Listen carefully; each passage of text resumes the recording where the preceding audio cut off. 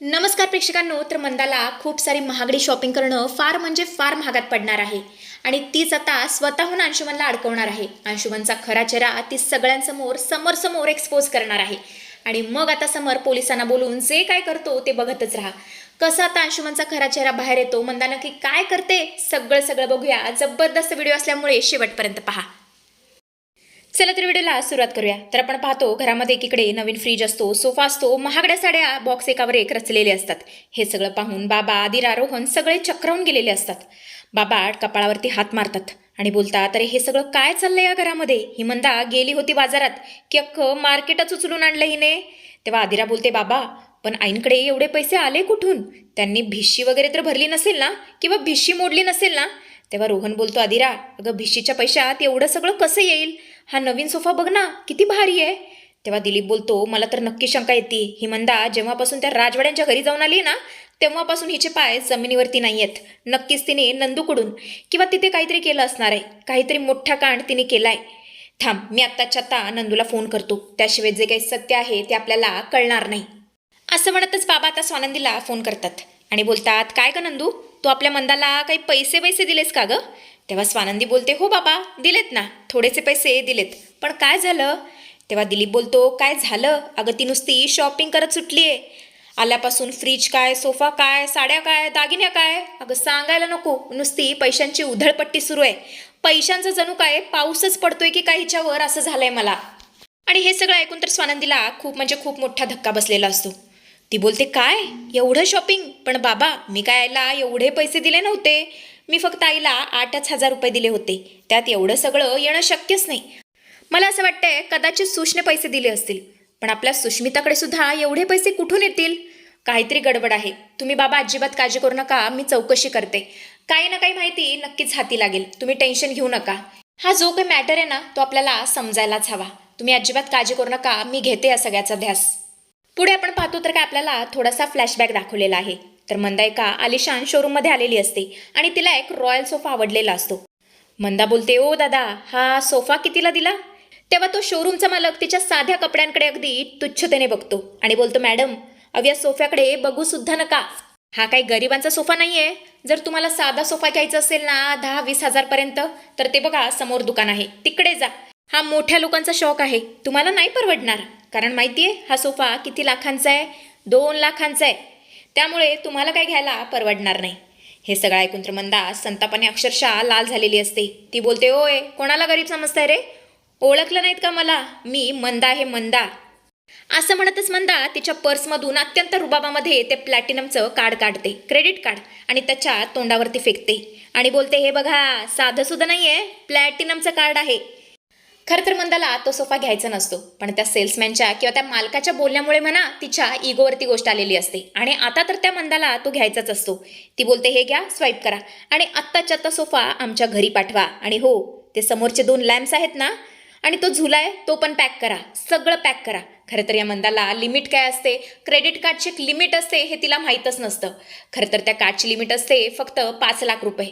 पण या मंदाने इतकी शॉपिंग केलेली असते की लिमिट फारच एक्सीड झालेलं असतं, 5 लाखांच्या वर गेलेलं असतं. इकडे आपण पाहतो तर काय समर मीटिंगमध्ये असतो आणि अचानक त्याच्या मोबाईलवरती मेसेजचा पाऊस पडायला लागतो. समर शॉक झालेला असतो, कारण तो मेसेज असतो लिमिट एक्झॉस्टेड, 7 लाख रुपये. तो विचार करतो, पण या कार्डची लिमिट तर 5 लाख रुपये होती आणि हे कार्ड तर मी अंशुमनकडे दिलं होतं ना, त्याला सापडलं होतं, स्वानंदीकडे ठेवायला दिलं होतं. स्वानंदी असं कधीच करणार नाही, त्या मला विचारल्याशिवाय 1 रुपया सुद्धा खर्च करत नाहीत. आणि 7 लाख रुपये? नाही, खूप मोठं काहीतरी घोळ झालाय, हे मला सॉर्ट आउट केलंच पाहिजे. नाही म्हणजे स्वानंदीने 7 करोड रुपये जरी उधळले तरी मला काहीच प्रॉब्लेम नाही आहे, पण स्वानंदी असं कधीच करणार नाही, यामागे काहीतरी झोल आहे आणि तो मला माहिती करूनच घेतला पाहिजे. असं म्हणत समर ताबडतोब बँक मॅनेजरला फोन करतो आणि म्हणतो, मॅनेजर साहेब माझ्या कार्डवरून कोणीतरी 7 लाखांचं ट्रान्झॅक्शन केलेलं आहे, हे कसं शक्य आहे? आणि लोकेशन काय आहे? त्या चोराचं लोकेशन ट्रॅक करा, कोणीतरी माझं कार्ड चोरलंय.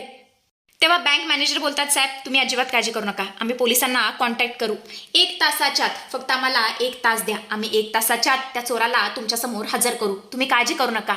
आणि हां, आम्ही तुम्हाला आश्वासन देतो की तुमचे पैसे सेफच असणार आहेत आणि जरी उधळले असले तर ते कसे परत मिळवायचे हे आमच्यावर तुम्ही सोडा. असं म्हणतच मॅनेजर आता फोन कट करतात. इकडे आपण पाहतो तर काय, राजवाडे आता तातडीने घरी येतात आणि जोरजोरात स्वानंदीला हाक मारू लागतात. स्वानंदी, स्वानंदी, पटकन या. स्वानंदी येते. राजवाडे बोलतात, स्वानंदी मॅडम, तुम्ही पैसे खर्च केलेत का? नाही म्हणजे क्रेडिट कार्डवरून 7 लाखांचं बिल केलंय का? काही खरेदी केलंय का? तेव्हा स्वानंदी बोलते, नाही हो राजवाडे, एवढे पैसे मी कशाला खर्च करेन? आणि तुम्हाला माझा मूळ स्वभाव माहीत नाही आहे का? एवढे पैसे मी कधीच खर्च करणार नाही. अहो, 700 रुपये खर्च करताना सुद्धा मी 10 वेळा विचार करते आणि 7 लाख ही तर फार मोठी गोष्ट झाली. तेव्हा राजवाडे बोलतात, मला माहीतच होतं हे तुमचं काम नाही आहे. अहो, तुम्हाला माहिती आहे क्रेडिट कार्डवरून कुणीतरी खूप मोठी चोरी केली आहे, पैसे उडवलेत. तुम्ही काळजी करू नका, पोलीस त्याला पकडतील. आणि तेवढंच पोलीस आता मंदाला तिथे फरफटत घेऊन येतात. मंदाला बघितल्यावर सगळेजण शॉक झालेले असतात. कोणाला स्वतःच्या डोळ्यांवरती विश्वासच बसायला तयार नसतो. स्वानंदी घाबरते आणि बोलते, आई, अगं काय झालंय? पोलिसांनी तुला का पकडलंय? तेव्हा मंदा जोरजोरात रडायला लागते, ओरडायला लागते, नाटके करत बोलते, सोडा मला, ओ मला सोडा, आम्ही खरंच नाही काय केलेलं. स्वानंदी आता आईजवळ धावत जाते आणि बोलते, आई, तू अजिबात काळजी करू नकोस. आणि इन्स्पेक्टर साहेब, तिला आत्ताच्या आत्ता सोडा, कारण ती चोर नाहीये. तुम्हाला लक्षात येते का तुम्ही कोणाला पकडलंय? अहो, तुम्ही आमच्या आईला पकडलंय. सुष्मिता सुद्धा बोलते, मम्मा, अगं हे सगळं काय चाललंय? पोलिसांनी तुला का आणलंय? तेव्हा आजी बोलते, अरे देवा, हे काय नवीन विघ्न? सगळेच घाबरलेले असतात. समर बोलतो, इन्स्पेक्टर साहेब, अहो या माझ्या सासूबाई आहेत, तुम्ही यांना का पकडलंय? सोडा यांना. तेव्हा इन्स्पेक्टर बोलतात, साहेब, अहो हीच ती बाई आहे, हीच ती चोरबाई आहे. हिनेच तुमचं कार्ड चोरलं होतं आणि मॉलमध्ये लाखोंची शॉपिंग केली होती. तेव्हा स्वानंदी जोरातच ओरडते, काय चोरी?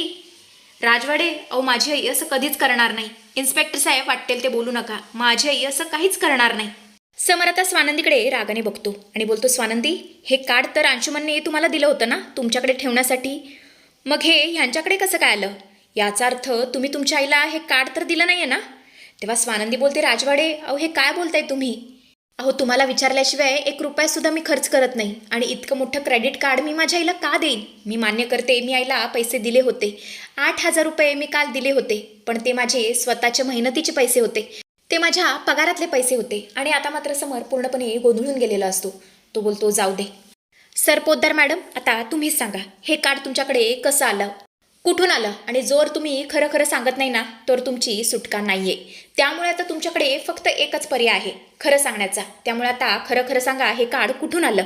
आणि आता मात्र ही मंदा पूर्णपणे घाबरलेली असते. तिच्या हातातून ते कार्ड खाली पडतं. मंदा बोलते, सॉरी सॉरी, मला माफ करा समरराव, मी चोरी नाही केलेली हो. हे कार्ड मला अंशुमनने दिलंय. समर आता जोरातच ओरडतो, काय? अंशुमनने? अंशुमन तिथेच उभा असतो. त्याच्या तर पायाखालची जमीन सरकलेली असते. तो पूर्णपणे विसरून गेलेला असतो की त्याने ते सुष्मिताकडे कार्ड दिले म्हणून. अंशुमन आता घाम फुसत बोलतो, काय? अहो काकू, काय बोलताय? मी कधी तुम्हाला कार्ड दिलं? तेव्हा मंदा बोलते, खोटं बोलू नका अंशुमन. अहो जावई बापू, तुम्ही विसरलात का? हे कार्ड तुम्ही सुष्मिताला दिलं होतं ना, आणि म्हणाला होतात की काकूंना हे कार्ड वापरायला दे म्हणून, आणि आता माझ्यावर चोरीचा आळ लावताय. तेव्हा समोर जोरातच ओरडतो, अंशुमन, अरे तुझी एवढी हिंमत? माझ्याच घरात राहून माझेच पैसे चोरतोस आणि वरून स्वानंदीच्या आईवरती आळ लावतोस, फसवतोस. अंशू मात्र तोंडातून ब्रसुद्धा काढायला तयार नसतो. तेवढं तर सुष्मिता पुढे येते आणि बोलते, जिजू प्लीज माझ्या आईला सोडवा. माझी आई जे काही सांगते ना, त्यातला शब्द आणि शब्द खडानी खडा खरा आहे. त्या दिवशी मी अंशुमनकडे पैसे मागितले, तेव्हा याने मला पैसे तर दिले नाही, त्या जागी क्रेडिट कार्ड दिलं, आणि हेच क्रेडिट कार्ड मी माझ्या आईला दिलं. या सगळ्यामध्ये तिची काहीच चूक नाही आहे. प्लीज तिला सोडवा, तिला माफ करा. आणि आता मात्र अंशुमनला सुष्मिताचा हा धक्का सहनच होत नाही. ज्या सुष्मितासाठी त्याने हे सगळं केलं होतं, तीच त्याच्या पाठीत खंजीर खुपसत आहे. हे सगळं ऐकल्यावर अंशुमन जोरातच ओरडतो, सुष्मिता, हे काय बोलतेस तू? तेव्हा समर बोलतो, चुप, एक शब्द सुद्धा आता तू तुझ्या तोंडातून काढू नकोस. जर तू एका शब्दाने मला खरं खरं सांगितलं असतंस की हे कार्ड तू मंदाताईंना दिलंस, तर मी काहीच बोललो नसतो. पण कसं आहे ना, तुझ्या मनाची प्रवृत्तीच घाण आहे. तुझ्या मनामध्ये फक्त चोरीचाच विषय असतो आणि म्हणूनच तू हे सगळं केलंयस. नाही, आता खूप झालं. यापूर्वी मी तुला खूप वेळा माफ केलंय, पण आता करणार नाही. तुला शिक्षा तर मिळायलाच हवी, नाहीतर तू कधी सुधारणार नाहीस. कसं होतं, दरवेळी काकूमध्ये पडते आणि भीक मागते की माझ्या मुलाला माफ कर, माझ्या मुलाला माफ कर, आणि माझा धाकटा भाऊ समजून दरवेळेस मी तुला माफ करतो, पण आता चुकीला माफी नाही. इन्स्पेक्टर, अरेस्ट हिम. आणि मग आता इन्स्पेक्टर त्याला अरेस्ट करणार आहेत. तर असा काहीसा ट्विस्ट आपल्याला येणाऱ्या भागांमध्ये बघायला मिळणार आहे प्रेक्षकांनो. असेच अपडेट्स बघत राहण्यासाठी आपल्या चॅनलशी कनेक्टेड रहा.